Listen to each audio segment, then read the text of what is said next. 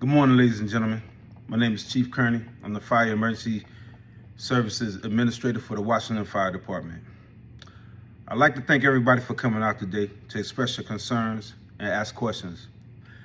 Before we get into our question and answer session, I would like to give you a brief overview of our recent emergency incident.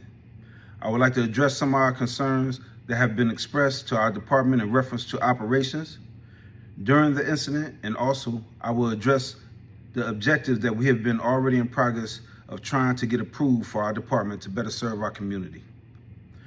Once I complete this short briefing, I will gladly open the floor for questions and answers. As you may already know, on November 10th, 2025 at approximately 6 p.m., we had a hazardous material incident that was caused by a train derailment. The train was carrying sodium hydroxide, which is a caustic solution. The derailment occurred on the hill between Washington River and the main road just north of the nursing home.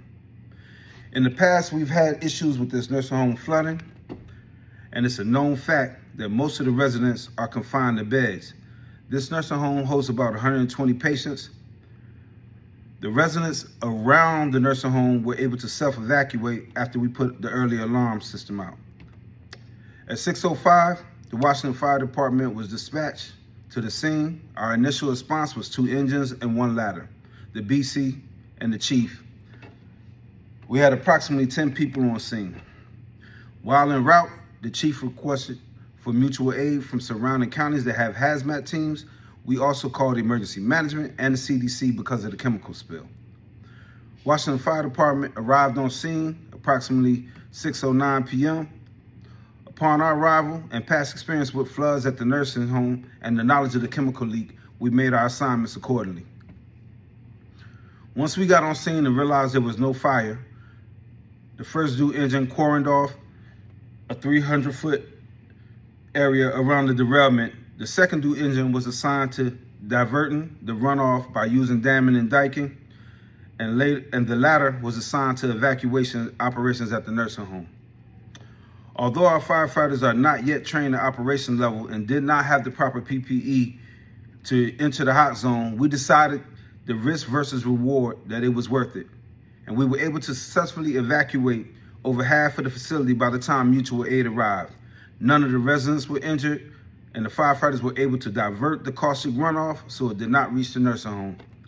Unfortunately, though we had no loss of life, there were some environmental repercussions that we have to address and get improved.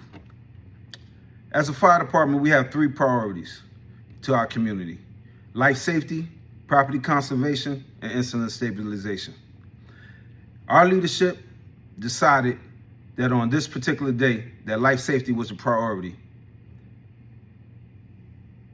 Being that said, the Washington Fire Department has been aggressively researching and applying for grants to get more funding for more personnel so we can reach the NFPA 17 standards to have a minimum of 4 firefighters on our first arriving engine. This would improve automatic and mutual aid operations, and our department recognizes the need for special units such as a hazmat unit with hazmat techs with HAZWOPER training to make sure that the Washington Fire Department complies with OSHA regulations for hazmat responses. We have also done the research, and it shows that hazmat incidents are increasing. But we still have a duty to our community, giving the best services that we can. Although our elected officials and some of the public are not apprised of what's going on at the Washington Fire Department, we humbly ask that they, along with our great community members, continue to support the Washington Fire Department and take the proper steps to acquire the equipment and personnel that we need to satisfy the NFPA standards and OSHA standards, and ultimately to better serve our community. Thank you, and I will now open the floor for any questions you may have.